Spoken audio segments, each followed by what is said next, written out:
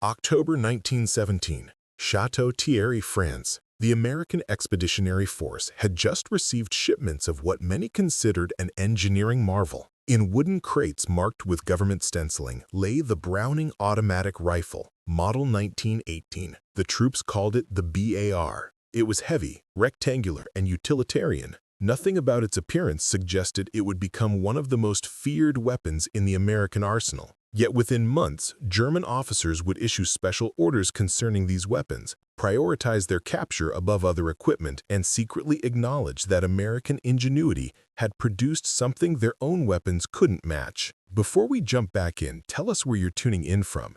And if this story touches you, make sure you're subscribed, because tomorrow I've saved something extra special for you. The story begins not with admiration, but with mockery. When intelligence reports about the new American automatic rifle reached German headquarters in late 1917, the response was derisive. The weapon looked ungainly. It weighed nearly 16 pounds unloaded. The box magazine held only 20 rounds. The wooden stock seemed antiquated compared to the sleek modern designs coming from German firearms manufacturers. To German military planners who had spent years developing the MG-08, this American creation seemed amateurish. Intelligence reports from winter 1917 described it as unnecessarily heavy and tactically limited, lacking the sophisticated engineering expected from a modern military firearm. The Germans maintained absolute confidence in their own automatic weapons. The MG-08 had been designed by the brilliant weapons engineer Hiram Maxim, refined by German experts, and had proven devastatingly effective on the Western Front. It was lighter than the BAR when comparing the base weapon, had an impressively high rate of fire, and, despite requiring a crew to operate, had dominated the battlefield for years. German officers believed their approach to machine gun warfare was superior. Why waste resources on a hybrid weapon that was too heavy for a rifle, but too light for a proper machine gun? This confidence would prove catastrophically misplaced. Captain Elizabeth Harlow watched skeptically as the new Browning automatic rifles were unpacked at the American base near Château-Thierry. As an experienced officer who had served with the first American units arriving in France, she had seen the devastating effect of German machine guns. The MG-08 had cut down thousands of Allied soldiers attempting to cross no man's land. Their distinctive staccato sound had become the soundtrack of nightmares for troops on the Western Front. "These are supposed to change the equation?" she asked the quartermaster, hefting one of the new BARs. At nearly 16 pounds, it felt substantial in her hands. "That's what they tell us. 20 rounds of .30-06 Springfield, selectable fire rate, and one man can operate it. The brass thinks it'll give us mobile automatic fire capability." Harlow remained unconvinced. Her unit had been equipped with modified French Chauchat automatic rifles, notoriously unreliable weapons that jammed frequently in the mud and grime of trench warfare. The men had taken to calling them Chauchats, a phonetic pronunciation that became synonymous with frustration. "Get these distributed to the designated automatic riflemen," she ordered. "2 per platoon as directed. And make sure they all receive proper training. I don't want them figuring out how to use these things under German fire." The American BAR was not a hastily assembled compromise. It was the product of methodical design, relentless testing, and continuous refinement. In February 1917, as American entry into the war seemed increasingly likely, the War Department approached John Browning, already famous for his automatic pistol designs. They requested a lightweight, portable automatic weapon that could be operated by a single infantryman. Browning reportedly responded by pulling a completed prototype from under his workbench. He had anticipated the need and had already developed a gas-operated, air-cooled, magazine-fed automatic rifle. The weapon would eventually be designated the M1918 Browning automatic rifle. The specifications were impressive for the time. Weight, 15.5 pounds unloaded. Length, 47 inches. Caliber, .30-06 Springfield. Magazine capacity, 20 rounds. Cyclic rate of fire, 500 to 650 rounds per minute. The weapon could be fired from the hip while advancing, from the shoulder like a rifle, or from the bipod in a fixed position. Most remarkably, the BAR required only one soldier to operate effectively. This contrasted sharply with German machine guns, which needed crews of 4 to 6 men to transport, set up, operate, and maintain. A single American soldier with the bar could provide the suppressive fire that required multiple German soldiers with their MG08. Preparing and narrating this story took us a lot of time, so if you're enjoying it, subscribe to our channel. It means a lot to us. Now back to the story. Harlow organized intensive training for her designated barmen. The weapon required different tactics than either the bolt-action Springfield rifle or the crew-served machine guns most were familiar with. The BAR operators would need to move with their squads, provide suppressive fire when needed, and conserve ammunition carefully. The 20-round magazine could be emptied in less than 3 seconds on full automatic fire. Short bursts, she emphasized during training, 2 to 3 rounds at a time. This isn't about spraying bullets everywhere. It's about controlled, accurate fire to keep German heads down while your squad maneuvers. Private Sarah Reynolds, a former hunting guide from Montana, showed particular aptitude with the weapon. Despite her slight frame, she handled the heavy bar with unexpected ease, demonstrating an intuitive understanding of how to balance mobility with firepower. The trick is to use the weight, Reynolds explained to her fellow soldiers during practice. Let the mass absorb the recoil, but stay loose enough to adjust your aim between bursts. It's like dancing with a partner that's trying to step on your toes. When the first reports of the bar's battlefield performance reached German intelligence officers in April 1918, the response remained dismissive. The weapon looked ungainly in photographs captured from American propaganda materials. It appeared too heavy for rapid advances, too light for sustained fire support, and its 20-round magazine seemed inadequate compared to the belt-fed German machine guns. One intelligence report from early May 1918 described it as a half-measure weapon, neither rifle nor machine gun, reflecting the American tendency to seek compromise rather than excellence in weaponry. German officers continued to place their faith in the established doctrine of fixed machine gun emplacements supporting infantry advances. The idea of distributing automatic weapons throughout infantry squads seemed wasteful and tactically unsound. This confidence would be shaken sooner than expected. The first significant encounters between German forces and American troops equipped with BARs occurred near Cantigny in late May 1918. The battle marked the first major American offensive of the war, and the newly arrived BARs played a crucial role. Captain Harlow's company was assigned to secure the left flank of the advance. As German counterattacks developed, her BAR teams proved decisive in breaking up enemy formations before they could consolidate. Reynolds, now promoted to corporal, demonstrated the weapon's capabilities by suppressing a German machine gun nest that had pinned down an entire platoon. "I counted at least 15 Germans in that trench," reported Lieutenant Davis after the action. Reynolds put down such accurate fire that they couldn't even raise their heads to aim, let alone advance. She changed position 3 times, making them think they were facing multiple automatic weapons. By the time our grenades reached the trench, half of them had already retreated.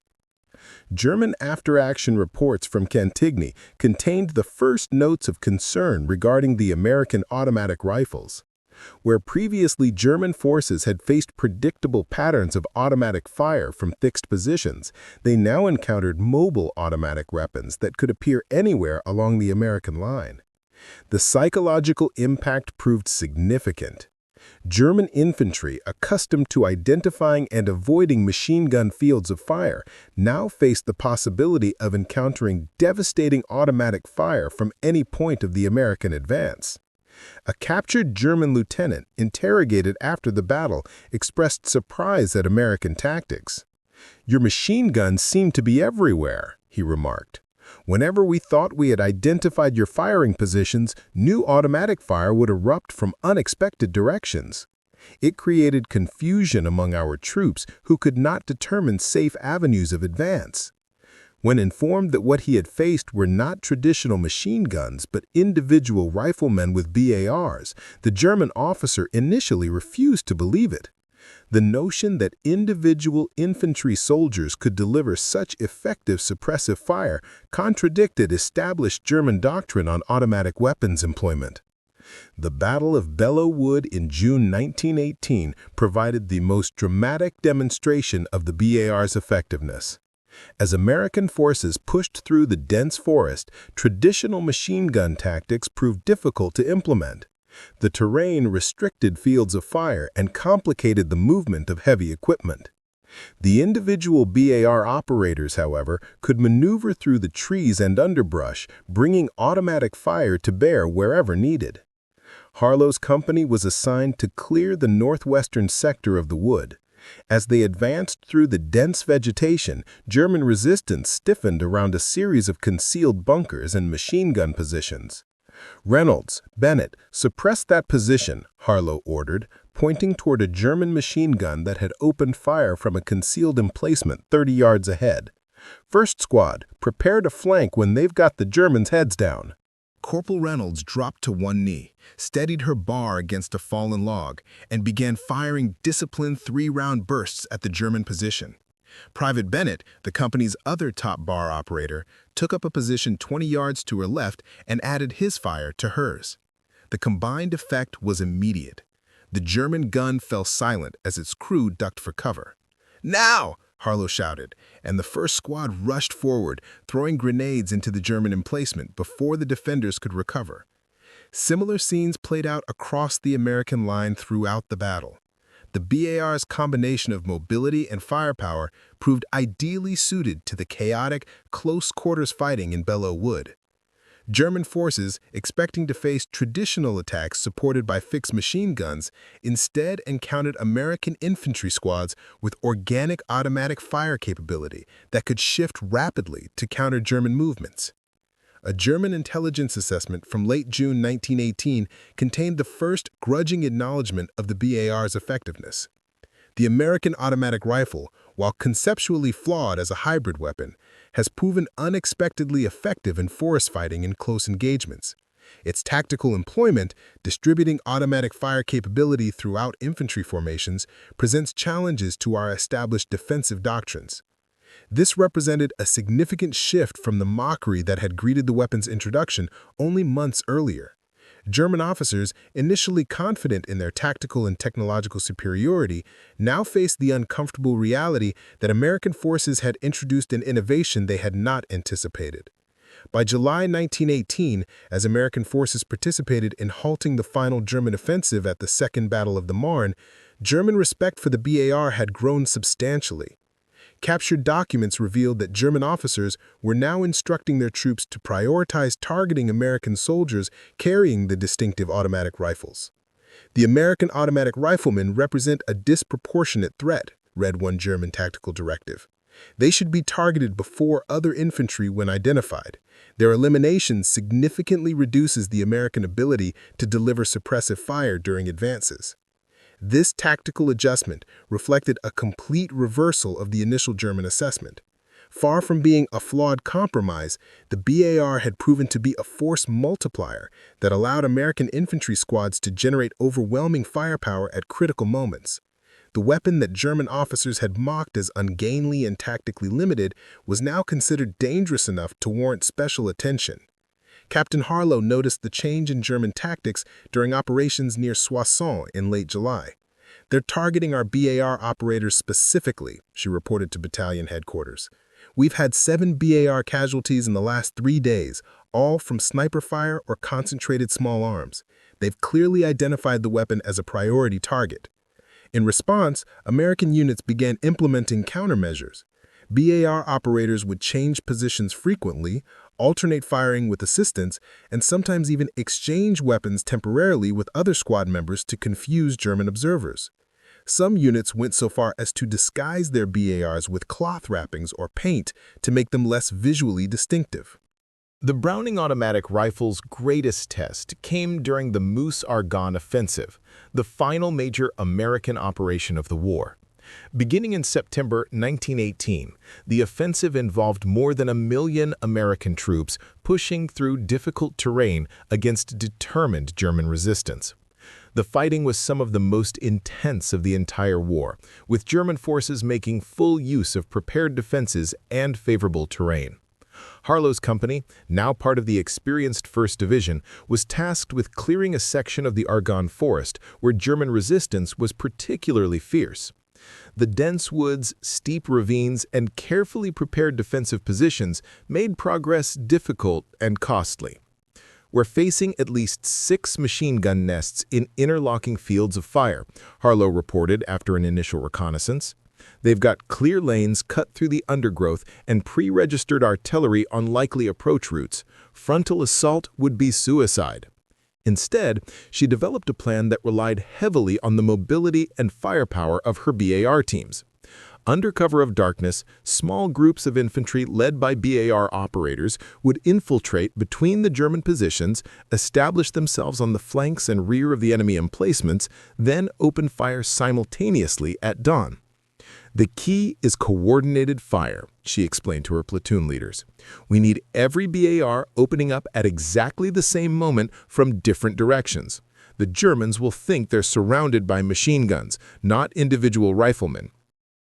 The tactic worked brilliantly. As dawn broke over the Argonne Forest, 12 BARs opened fire from positions encircling the German defenses. The psychological effect was devastating. Believing themselves surrounded by a much larger force, many German defenders surrendered immediately. Others attempted to withdraw, only to expose themselves to rifle fire from the rest of Harlow's company. By noon, they had cleared a section of forest that battalion command had estimated would take at least 2 days and result in heavy casualties. The operation cost Harlow's company just 7 wounded and 1 killed, while capturing 43 German prisoners and eliminating an estimated 30 more. The BAR's reputation among American troops soared with each successful operation. Soldiers began referring to their BAR operators as walking artillery and one-man gangs. The distinctive sound of the weapon, deeper and more measured than the higher-pitched German MG-08, became a source of reassurance for American infantry. When they heard the BAR's rhythmic fire, they knew their flanks were secure and enemy movements suppressed. Corporal Reynolds had become something of a legend within the division. Her skill with the BAR was such that she could place accurate fire on targets at ranges that seemed impossible for an automatic weapon. More importantly, she had developed an intuitive sense of when and where suppressive fire would be most effective. Reynolds doesn't just shoot Germans, Lieutenant Davis remarked after one particularly successful action. She reads the battlefield.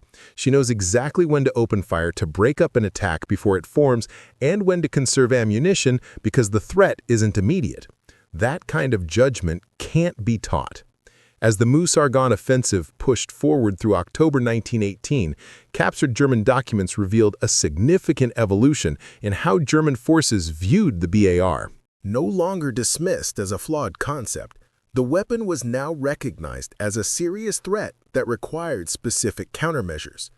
German tactical directives increasingly emphasized the importance of identifying and eliminating BAR operators before they could establish firing positions.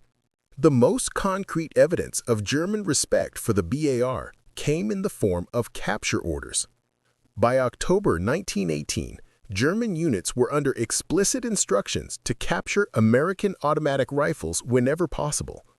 These weapons had become prize trophies, sought after by German officers who recognized their tactical value. The American automatic rifle represents a significant technical achievement, read one captured German assessment. Examination of captured examples reveals robust construction, reliable operation, and surprising accuracy despite its automatic capability. Efforts should be made to secure intact specimens for further study. This evolution in German attitudes mirrored their earlier experience with other American equipment. Initial dismissal based on theoretical analysis had given way to grudging respect earned through combat performance. The BAR, like other American innovations, had proven its worth not through sophisticated engineering alone, but through practical effectiveness in actual battlefield conditions. Captain Harlow's company continued to demonstrate the BAR's capabilities throughout the final weeks of the war. During one particularly intense engagement near Montfaucon, her troops faced a determined German counterattack supported by interlocking machine gun fire. The situation appeared dire until Corporal Reynolds and 3 other BAR operators established a crossfire that broke the German momentum. "They came at us in waves," Private Jenkins recalled afterward. "Must have been at least a company strength, maybe more. Our BARs just tore them apart." Reynolds was moving between positions, firing short bursts, then disappearing before the Germans could target her. "It was like we had a dozen machine guns, not just 4 BARs. The German attack faltered, then collapsed entirely as casualties mounted, and confusion spread through their ranks. Prisoners captured afterward reported believing they had faced a much larger American force with extensive machine gun support. The psychological impact of the BAR's distributed firepower had once again proven decisive. By late October 1918, as the Meuse-Argonne offensive pushed steadily forward, the BAR had firmly established itself as one of the most valuable weapons in the American arsenal. What made its impact particularly remarkable was the relatively small number in service. Production challenges and shipping limitations meant many BARs produced in America never reached the front before the armistice. Approximately 52,000 BARs were manufactured during World War I, but only about 9,000 actually saw combat service with American troops in France. This limited availability made the weapon's impact all the more significant. German forces, facing just a few thousand BARs spread across the American Expeditionary Force, had nonetheless been forced to adjust their tactics and issue specific countermeasures. The technical comparison between the BAR and contemporary German automatic weapons revealed why American troops valued it so highly, and German officers sought to capture examples. The German MG-08, the primary heavy machine gun of German forces, weighed approximately 62 pounds without its mount or cooling apparatus. With its complete equipment, the weight exceeded 140 pounds. The MG-08-15, a lighter, portable version introduced in 1915, still weighed 40 pounds and required a crew of at least 2 men to operate effectively. The BAR, by comparison, weighed just 16 pounds fully loaded and could be operated by a single soldier. While the MG-08 had a theoretical rate of fire approaching 450 rounds per minute, its practical sustained fire rate was limited by barrel heating and ammunition supply considerations. The BAR's cyclic rate of 550 to 600 rounds per minute actually exceeded the German weapons, though its 20-round magazine meant that sustained fire was not practical.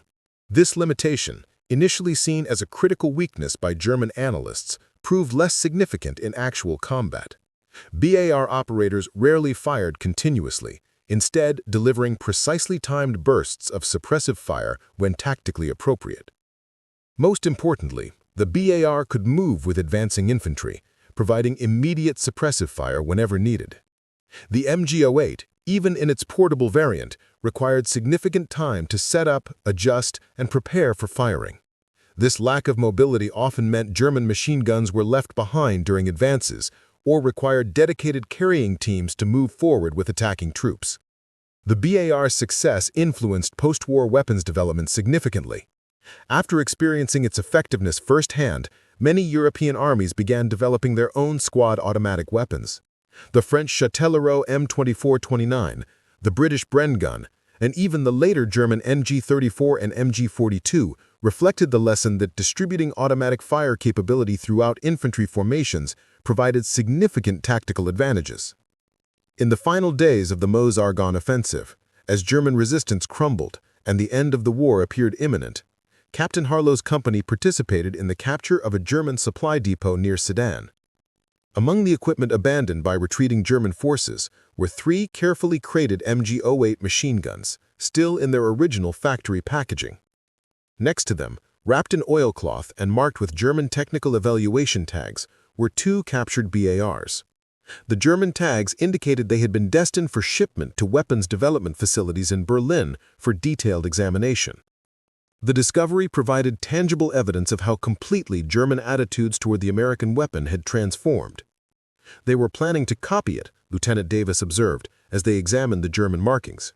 4 months ago, they were laughing at our clumsy hybrid weapon. Now they're shipping captured examples back to their engineers to reverse engineer. Harlow nodded, remembering the skepticism she had felt when first examining the BAR months earlier. The best innovations often look strange at first glance. It's performance that matters, not appearance or adherence to established doctrine. The armistice on November 11, 1918, brought combat operations to a close before the full potential of the BAR could be realized. With limited numbers in service and relatively brief combat employment, the weapon had nonetheless made a significant impression on both American and German forces. Preparing and narrating this story took us a lot of time, so if you are enjoying it, subscribe to our channel. It means a lot to us. Now back to the story. In after-action reports compiled during the occupation period, German officers provided their final assessment of American equipment and tactics. The BAR received particular attention, with experienced German commanders noting its effectiveness in both offensive and defensive operations. One senior officer wrote that the American automatic rifle represented the most significant tactical innovation in infantry weapons of the war, a remarkable statement considering Germany's own contributions to military technology during the conflict. Captain Harlow, promoted to major before returning to the United States in March 1919, participated in the official U.S. Army equipment evaluation process. Her combat experience with the BAR proved valuable as the Army considered modifications for future production.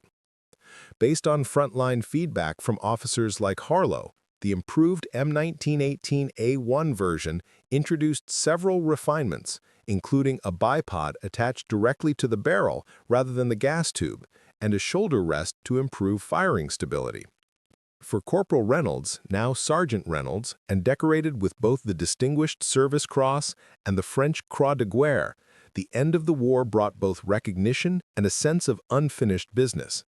Her exceptional skill with the BAR had made her something of a legend within the division, but as a woman in the early 20th century military, her accomplishments would soon be overshadowed in official histories. "They'll forget us women were here," she remarked to Harlow during the journey home. "They'll remember the weapons, the battles, the generals, but not the women who fought alongside the men." Harlow nodded grimly. "Then we'll have to make sure the story gets told properly. Not just about the BAR, but about the people who made it work in combat. All of them." The BAR's interwar evolution demonstrated the enduring value of the concept.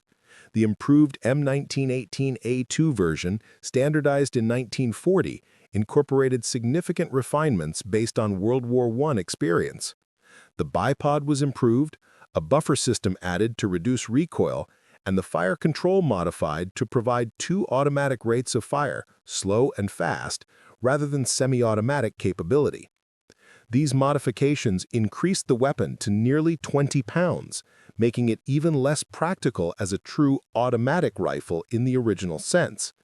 But by this time, military doctrine had evolved to recognize the BAR's true role as a squad automatic weapon, providing base of fire for maneuvering infantry.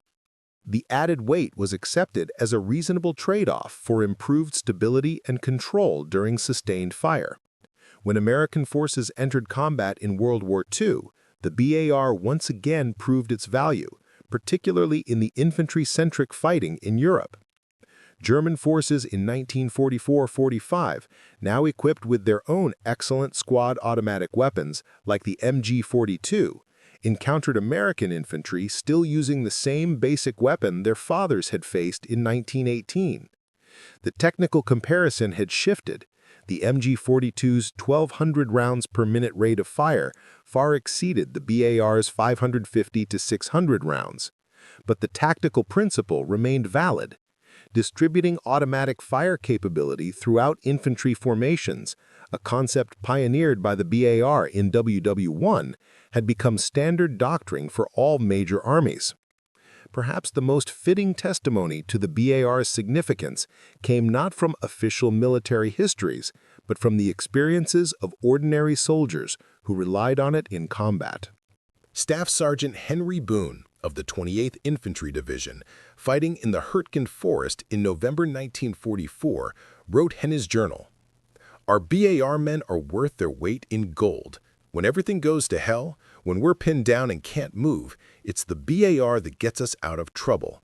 The Germans have better machine guns now. Their MG-42 sounds like ripping canvas and puts out twice the rounds, but we still have the edge because every one of our squads has a BAR. When they open up together, there's nothing that can stand against them." The evolution of German attitudes toward the BAR across 2 world wars traced a remarkable arc.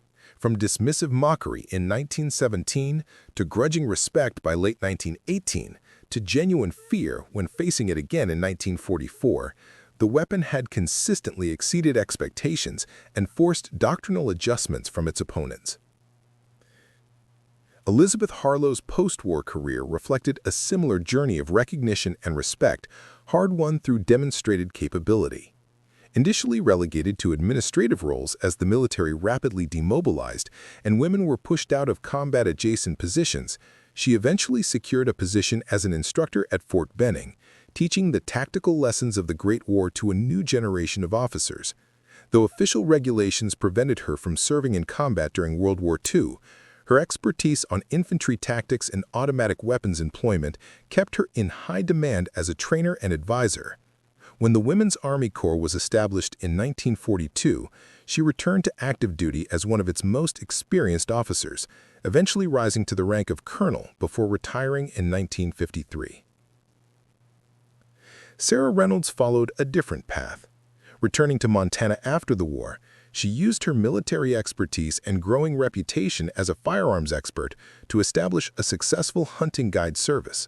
When World War II began, though too old for active service, she volunteered as a marksmanship instructor, teaching thousands of new recruits the fundamentals of rifle shooting. Her experience with the BAR gave her particular insight into automatic weapons training, and she frequently demonstrated firing techniques to astonished young soldiers who had never seen a woman handle such weapons with such skill.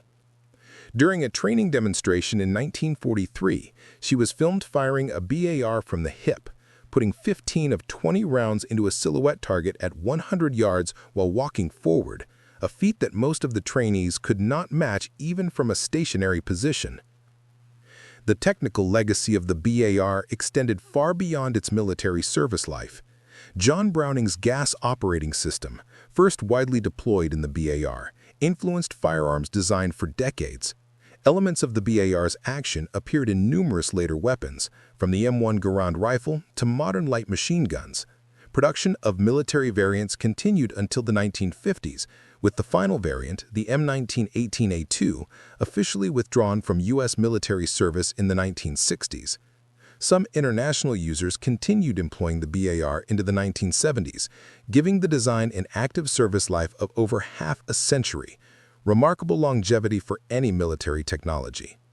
Commercial variants enjoyed similar success.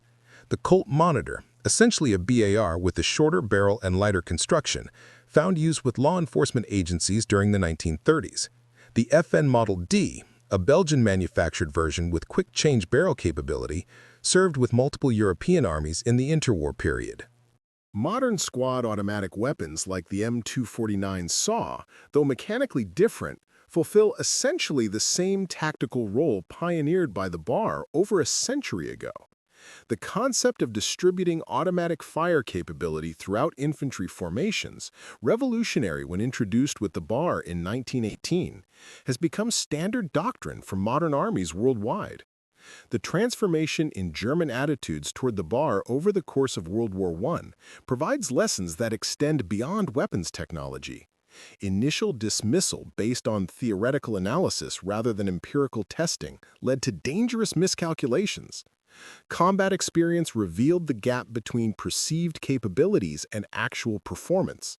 Pragmatic effectiveness ultimately mattered more than adherence to established doctrine or elegant engineering. Perhaps most importantly, the bar demonstrated that innovation often emerges from recognizing and solving practical problems rather than pursuing theoretical perfection. The weapon succeeded not because it was the most sophisticated design possible, but because it effectively addressed the specific tactical need for mobile automatic fire capability at the squad level. Elizabeth Harlow understood this principle intuitively, which explained both her initial skepticism and her eventual appreciation for the bar. In her final lecture before retiring from military service in 1953, speaking to a class of infantry officers at Fort Benning, she summarized the lesson. Gentlemen, the most dangerous assumption in warfare is that your initial assessment of enemy capabilities is correct. The Germans laughed at our bars until they had to face them in combat. Then they tried to capture everyone they could find. Never judge a weapon, a tactic, or a soldier based on appearance or theory. Judge them by their performance under fire. Her audience, many of them veterans of World War II and Korea, nodded in understanding. They had seen firsthand how the bar, designed in 1917 and considered obsolete by engineering standards, had continued to prove its worth in combat decade after decade. They had experienced how its reliable operation and tactical flexibility often outweighed the theoretical advantages of newer, more sophisticated designs. As modern military forces continue developing increasingly advanced infantry weapons, the essential lessons of the bar remain relevant. Theoretical advantages mean nothing without reliability in adverse conditions. Engineering sophistication cannot compensate for tactical flexibility. Initial impressions and prejudices must yield to empirical evidence from actual use. The bar's journey from mocked hybrid to prized capture represents one of the most complete reversals in military technology assessment in modern warfare. German officers who laughed at American naivety in 1917 were desperately trying to capture the same weapons a year later. Their experience provides a powerful reminder that innovation often appears strange or compromised when first introduced, only revealing its true value when tested under the most demanding conditions possible. In the centuries since its introduction, few weapons have demonstrated the lasting tactical influence of the Browning automatic rifle. From the trenches of World War I to the forests of the Ardennes in World War II, from the mountains of Korea to the jungles of Vietnam, the BAR and its conceptual descendants have remained central to infantry combat doctrine. The weapon that German officers initially mocked as a flawed compromise became the prototype for an entire category of infantry support weapons that continue evolving today. Elizabeth Harlow and Sarah Reynolds never received the full recognition they deserved during their lifetimes. Like many women who served with distinction during wartime, their contributions were gradually minimized in official histories that emphasized male heroism. But their expertise with the BAR, their understanding of how to employ the weapon effectively and train others in its use, contributed significantly to its battlefield success and enduring legacy. Up next, you've got two more standout stories right on your screen.